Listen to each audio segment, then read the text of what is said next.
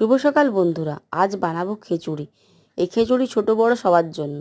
তো নিয়েছি, প্রথমে গ্যাস জ্বালিয়ে কড়াই বসিয়ে দিলাম, দিয়ে সর্ষের তেল দিয়ে দিলাম একটা শুকনো লঙ্কা, হাফ চামচের মতো জিরে, একটা দিয়ে দিলাম তেজপাতা, আলু আর গাজর ভালো করে ভেজে নিলাম।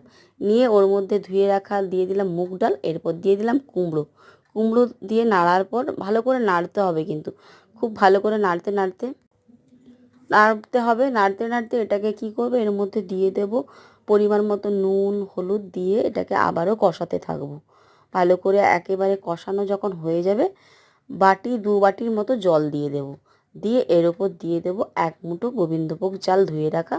এর ওপর দিয়ে যখন একটু ফুটে ফুটে আসবে, প্রেসার কুকারের মধ্যে এটাকে ঢেলে ভেজে রাখা ফুলকপি দিয়ে একটা সিটি দিয়ে নামিয়ে নেব। এরপর পরিবেশন করব। টাটা।